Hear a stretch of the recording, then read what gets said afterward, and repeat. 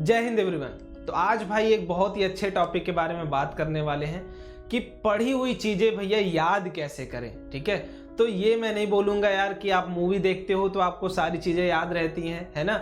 आप किसी चीजों को सुनते हो तो चीजें याद रहती हैं। ये सारी बातें मैं नहीं बोलने वाला हूँ यार, सिर्फ प्रैक्टिकल चीजें बोलूंगा जो मैं खुद पे भी अप्लाई कर चुका हूँ और काफी दोस्तों से पूछने के बाद, काफी लोगों से पूछने के बाद मैं वो चीजें आपको फिर से बताने वाला हूँ। ठीक है, तो देखो पहली बात कि आप अगर पढ़ाई कर रहे हो यार, तो मेन चीज जो सबसे इंपॉर्टेंट है, ये हर जगह ट्रू है, आप कहीं भी जाओगे हर जगह यही चीज आपको बताई जाएंगी कि आप पहली बार पढ़ो, दूसरी बार पढ़ो या तीसरी बार पढ़ रहे हो, एक चीज जो आपका कॉमन होना चाहिए, दैट इज इंटरेस्ट आपका कॉमन होना चाहिए उस सब्जेक्ट के ऊपर, उस टॉपिक के ऊपर कि आप चीजें पढ़ रहे हो तो विथ इंटरेस्ट पढ़ रहे हो, ये नहीं कि बस दिखाने के लिए। ठीक है, तो अगर दिखाने के लिए पढ़ोगे तुम 100 बार पढ़ो, 500 बार पढ़ो, वो चीजें आपको नहीं याद होने वाली है। तो पहली चीज कि आपको विथ इंटरेस्ट चीजों को पढ़ना है। ठीक है, तभी आगे आप जाके ये सारी प्रोसेस है जो मैं बताऊंगा वो आप अप्लाई करोगे तो मोस्ट ऑफ द चीजें आपको लास्ट टाइम तक याद रहेंगी, जो एग्जाम तक याद रह सकती हैं। ठीक है, तो पहली चीज जो भाई जो मैं नहीं बोल रहा हूं, ये एक्चुअली आपके फिलोसफर थे एक, है ना, अरिस्टोटल साहब ने, इन्होंने बोला था सिंपल सा कि exercise in repeatedly recalling a thing strengthens the memory. ठीक है, मतलब आप किसी चीज को बार बार अगर रिकॉल करते हो, ठीक है, रिमेंबर नहीं, लर्न नहीं, रीड नहीं, रिकॉल, बार बार रिकॉल करते हो माइंड में। ठीक है, जैसे बचपन में क्या होता था यार, हम लोग जब घर से कुछ बोला जाता था सामान लाने के लिए, अगर लिस्ट हमारी औकात से ज़्यादा हो जाती थी, मान लो वो रिटन फॉर्म में नहीं मिलती थी, ठीक है, लिस्ट हमारी औकात से ज़्यादा हो गई और वो रिटन फॉर्म में नहीं मिली, तो हम यहाँ से दुकान तक उस चीज़ को रिपीट करते जाते थे, माइंड में रिकॉल करते हुए जाते थे, हाँ ये चीज़ें लेनी है, ये चीज़ें लेनी, ये चीज़ें लेनी थी, एक सीक्वेंस में चीज़ों को फिट कर लेते थे, उस चीज़ों को बार बार रिमेंबर करते थे और लास्ट तक जाके आप वहाँ पे बोल भी देते थे, जबकि आप नॉर्मली उन चीज़ों को नहीं रीड कर सकते हो, ना ही लर्न कर सकते हो। बट आप चीज़ें कैसे रिमेंबर कर पाते थे? क्योंकि आप चीज़ों को बार बार रिकॉल करते थे। एक चीज़ आपके भी भाई स्कूल में हुआ होगा तो आप जानते होगे, अगर नहीं हुआ होगा तो मैं बता देता हूँ, हम लोग के साथ भी ये चीज़ें होती थी। हम लोग को जब बचपन में टेबल लर्न कराया जाता था, टेबल, ठीक है, आपने भाई पढ़ा होगा 2 1 जा 2 2 2 जा 4, ये टेबल जब आपको लर्न कराया जाता था तो वहाँ पे भी हमारे स्कूल में डेली हम लोगों को डेली खड़ा करके बोला जाता था, आप पढ़ोगे सारे बच्चे रिकॉल करेंगे इसको। ठीक है, तो ये रिकॉलिंग से हम लोगों को बहुत ही जल्दी और बहुत अच्छे तरीके से टेबल लर्न हो जाते थे, हर एक बच्चा अच्छे से गा लेता था, बिकॉज रिकॉलिंग जो ये चीज़ है भाई, डेफिनेटली आप अगर इसको ट्राई करते हो, किसी भी चीज़ को अगर आप रिमेंबर करना चाहते हो, इवन हिस्ट्री की डेट्स ही हैं तो उसके लिए भी तरीके हैं, ठीक है, उसके लिए भी तरीके हैं, बट रिकॉल आप अगर उस चीज़ को करते हो, एक तरीका आप बना लेते हो अपने तरीके से, उसको फिर बार बार अगर रिकॉल करते हो तो चीज़ें आपकी जरूर रिमेंबर रहती हैं। ठीक है, अब जो जेन्युइन फैक्ट है भाई उसके ऊपर बात करते हैं। पहली चीज़ कि आप देखो पढ़ाई तो करना ही है, वो तो तय बात है कि आपको पढ़ाई तो करना ही है, तो पहली बार जब आप चीज़ों को पढ़ रहे हो, पहली बार, ठीक है, तो ध्यान से समझना कि मार्क करना है किसको, इंपॉर्टेंट पॉइंट्स को जो आपके पास हैं। ठीक है, इंपॉर्टेंट पॉइंट्स को जो देखो आप पढ़ते हो तो कुछ चीज़ें ऐसी होती हैं आपको पता चल जाती हैं भाई कि ये मेरे माइंड में रहनी है, और कुछ चीज़ें ऐसी जो पहली बार में ही पता चल जाती है, ये पक्का मैं भूलने वाला हूँ। ठीक है, पहली बार में ये क्लियर हो जाता। अगर आप सीरियस भाई पढ़ाई कर रहे हो तो, अगर मौज मस्ती से बस ऊपर ऊपर से देख रहे हो तो ये वीडियो आप यहीं बंद कर सकते हो, आगे बढ़ने की ज़रूरत नहीं आपको। ठीक है, तो पहली चीज़ कि आपको इंपॉर्टेंट पॉइंट्स जो आपके पास बुक में होंगे, जो आपको लगता हो कि आप क्या कर जाओगे, भूल जाओगे, उसको मार्क कर लो, या फिर एक शॉर्ट नोट्स बना सकते हो, उस पर लिख लो। पहली चीज़, ठीक है, या तो चीज़ों को मार्क कर लो या फिर अलग से चीज़ों को लिख लो। ठीक है, लिख लिया तुमने। अब दूसरी चीज़, कुछ ट्रिक्स आते हैं, कुछ कॉन्सेप्ट्स आते हैं जो हमें थोड़ा सा हार्ड लगता है पढ़ने में, थोड़ा सा हार्ड, उनको क्या करना है, मेक योर ओन ट्रिक। ठीक है, मेक योर ओन ट्रिक, इसका मतलब क्या है भैया, जैसे अगर आपको केमिस्ट्री की ही बात करोगे, कोई आपको दे दे एक सीक्वेंस याद करने के लिए दे दिया जाए, पीरियोडिक टेबल में आपने देखा होगा कि हम काफ़ी सारे ट्रिक्स यूज करते हैं उसको याद करने के लिए, है ना।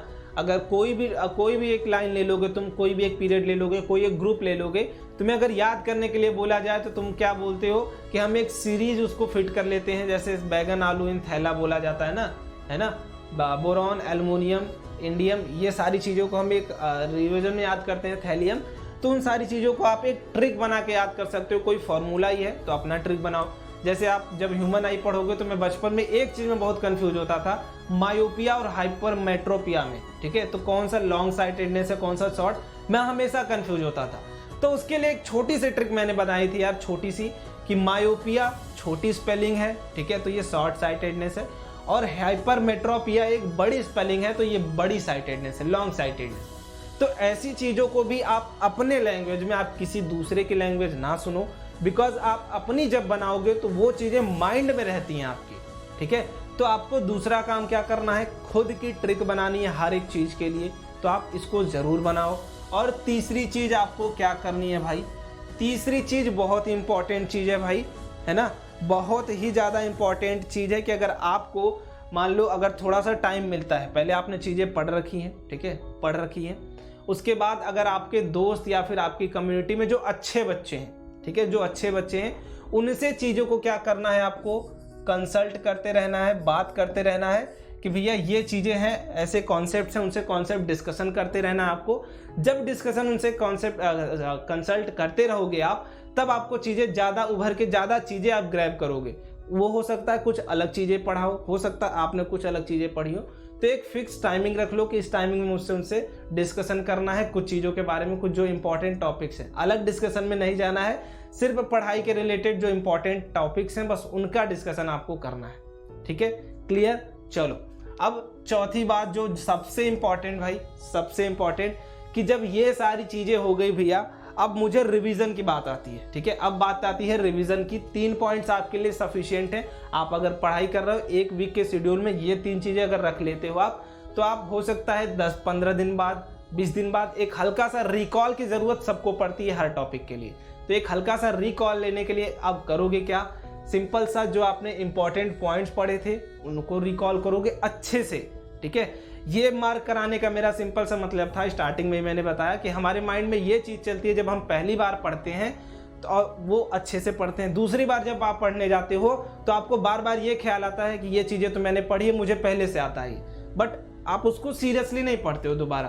तो जितनी पहली बार में चीज़ें गेन करे रहते हो, वो सारी चीज़ें दूसरी बार में एग्जैक्ट उतनी नहीं आ पाती हैं, क्योंकि माइंड में तो चल रहा है हमारे कि भैया ये चीज़ तो मैंने पढ़ा है, इसको स्किप करते हैं, ये चीज़ें पढ़ा है, इसको स्किप करते हैं। तो वो गलती नहीं करनी है आपको। जो इंपॉर्टेंट पॉइंट्स आपने मार्क किए हैं कि ये मैं पढ़ रहा हूँ, मुझे ये पक्का भूलेगा, आप उसको ज़रूर अच्छे से पढ़ोगे। अब आप याद करने के लिए बीच बीच में क्या करोगे, MCQs का प्रैक्टिस करोगे, MCQs प्रॉब्लम्स के थ्रू प्रैक्टिस करोगे, बिकॉज आप जब इस चीज़ से प्रैक्टिस कर रहे हो, आपका पैटर्न भी हो चुका है MCQs वाला, आप जब इसको पैटर्न को प्रैक्टिस करोगे, फॉलो करोगे, तो बीच बीच में एक ही 2 कॉन्सेप्ट आपको ऐसे मिलेंगे जो आपने नहीं पढ़े होंगे। तो वही कॉन्सेप्ट आप फिर से जाके बुक में देखोगे, चीज़ें ज़्यादा ग्रैब करोगे, चीज़ें ज़्यादा समझोगे, तब आपकी चीज़ें ज़्यादा समझ में आएगी। जैसे हमसे अगर कोई क्वेश्चन, एक कोई आदमी क्वेश्चन पूछ देता है अगर, तो हम क्या करते हैं भाई, नहीं आता है हमें, ठीक है, बट उसका जवाब जब हमें मिलता है काफ़ी सोचने के बाद, तब वो चीज़ें काफ़ी दिन तक याद रहती हैं, क्योंकि आपने एक बार धोखा खाया था, आपसे कोई चीज़ें पूछा था, आप नहीं बता पाए। तो वो काम MCQs के साथ करना है कि आप खूब सोचो, जब नहीं लगे तब बुक में जाके ढूंढोगे, तब रिमेंबर रहेंगी चीज़ें कि ये चीज़ थी, मैंने इसको मिस कर दिया था, ठीक है। चलो भाई, ये सारे इंपॉर्टेंट पॉइंट्स हैं, बस इनको फॉलो कर लो, इसके ज़्यादा आपको चीज़ें करनी नहीं है, ठीक है।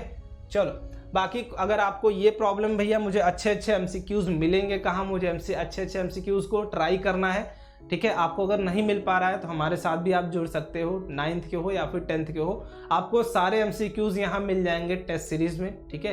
बाकी और भी आपको बेनिफिट्स मिलने वाले हैं बहुत ही जल्द।